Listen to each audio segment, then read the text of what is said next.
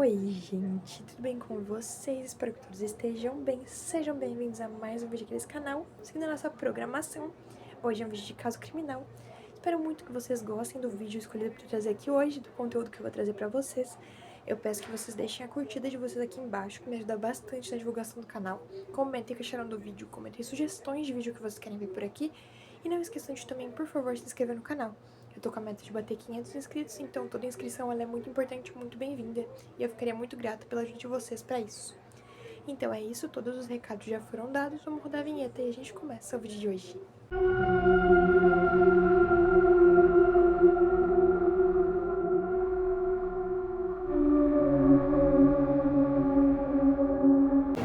No dia 20 de agosto de 1989, a tranquilidade de Beverly Hills foi brutalmente quebrada. José e Kitty Menendez, um casal que personificava o sonho americano, ele, um executivo de sucesso na indústria do entretenimento, ela, uma ex-rainha da beleza, foram encontrados mortos em sua própria casa. Assassinados a tiros de espingarda. O choque inicial deu lugar a uma pergunta aterrorizante: quem faria algo tão cruel com uma família tão aparentemente perfeita? A resposta viria de onde eles menos esperavam, dos seus próprios filhos, Lily e Eric Menendez. O que levou dois jovens privilegiados a cometerem um crime tão hediondo contra seus pais?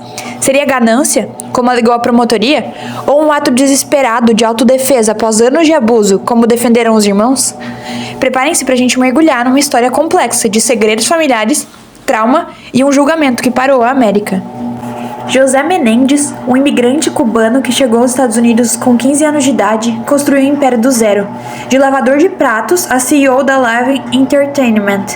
Ele era a personificação do sucesso. Kitty, sua esposa, era uma mulher charmosa e socialmente ativa. Juntos, eles criaram uma família que, para o mundo exterior, era impecável. Lily, o mais velho, e Eric, o caçula, cresceram em meio ao luxo, frequentando escolas de elite e praticando esportes como o tênis, onde Eric se destacava nacionalmente. No entanto, por trás da fachada de perfeição, havia uma dinâmica familiar intensa e, para muitos, opressora. José era conhecido por ser um pai extremamente exigente e controlador, que impunha uma pressão imensa sobre os filhos, para que fossem bem-sucedidos em tudo. Eric, em particular, sofria com a constante crítica e a sensação de nunca ser bom o suficiente para o pai. Kitty, por sua vez, era descrita como uma mulher que lutava contra o alcoolismo e o vício em medicamentos, e que, segundo os filhos, não os protegia dos abusos do pai. O que a promotoria inicialmente descreveu como um crime motivado por ganância, os irmãos Menendez alegaram ser um ato de desespero. Durante os julgamentos, Lily e Eric chocaram o país ao testemunhar que foram vítimas de anos de abuso físico, emocional e sexual por parte de seu pai. Eric afirmou ter sido abusado sexualmente desde os 6 anos até o momento dos assassinatos, enquanto Lily relatou abusos entre os 6 e 8 anos de idade. Eles descreveram um ambiente doméstico de terror, onde a autoridade de José era absoluta, e qualquer desobediência resultava em punições severas. Kitty, segundo os irmãos, estava ciente dos abusos, mas era incapaz de intervir, muitas vezes sendo ela mesma vítima da violência e manipulação de José.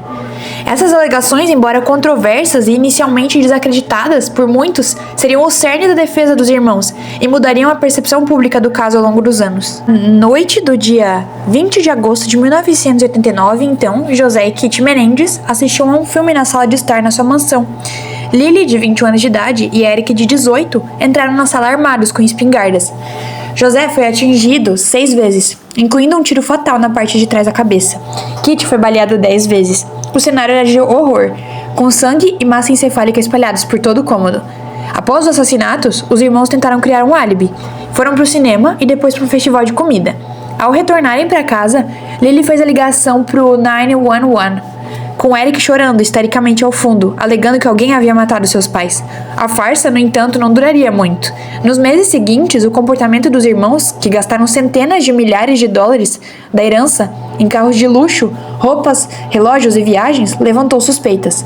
Lily chegou a comprar um restaurante e Eric contratou um treinador de tênis particular.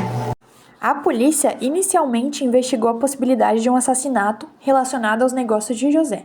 Mas a falta de evidências e os gastos extravagantes dos irmãos rapidamente os colocaram no centro das atenções. A virada no caso veio através do psicólogo do Eric, do Dr. Jeremy Oziel. Eric, atormentado pela culpa, confessou os assassinatos ao seu psicólogo, que por sua vez contou à sua amante, Judah Long Smith. Oziel começou a gravar secretamente as sessões com os irmãos. Após um desentendimento com o psicólogo, a amante informou a polícia sobre as confissões. Lily foi preso no dia 8 de março de 1990 e Eric se entregou 3 dias depois. A admissibilidade das fitas de Osiel no tribunal se tornou uma batalha legal prolongada, mas a Suprema Corte da Califórnia finalmente decidiu que 2 das 3 fitas poderiam ser usadas como evidência, incluindo uma que continha a admissão de culpa de Lily. Os julgamentos dos irmãos, iniciados em 1993, foram um espetáculo midiático, transmitidos ao vivo pela Crush TV. Com júris separados para cada irmão, a defesa, liderada por Leslie Abramson, advogada do Eric, e Gerald Chalef, advogado do Lily, apresentou a chocante alegação de abuso. Os irmãos testemunharam graficamente sobre o terror que viveram em casa, argumentando que agiram em autodefesa, temendo por suas vidas. A promotoria, por outro lado, pintou um quadro de filhos mimados e gananciosos, que mataram seus pais para herdar a fortuna da família. Eles tentaram descreditar as alegações de abuso, sugerindo que eram fabricadas. O primeiro julgamento resultou em júris divididos, sem um veredito unânime, levando a um mistrial. No segundo julgamento, em 1995, as câmeras foram banidas e o juiz limitou a apresentação das evidências de abuso.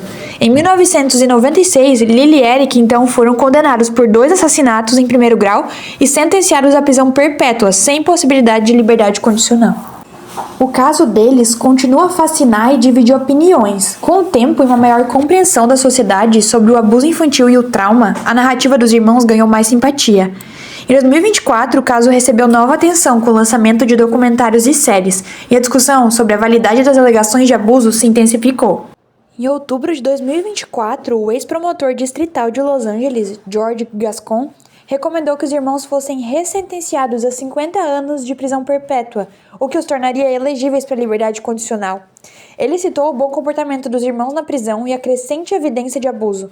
Apesar da oposição do novo promotor distrital, um juiz aprovou a recomendação em maio de 2025, tornando-os elegíveis para a liberdade condicional.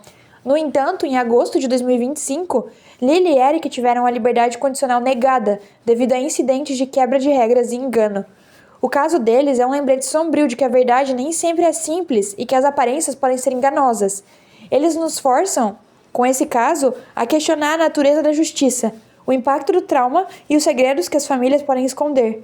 A história de Lily e Eric Menendez, de filhos de um sonho americano a assassinos condenados, continua a ser um espelho complexo da sociedade e da psique humana.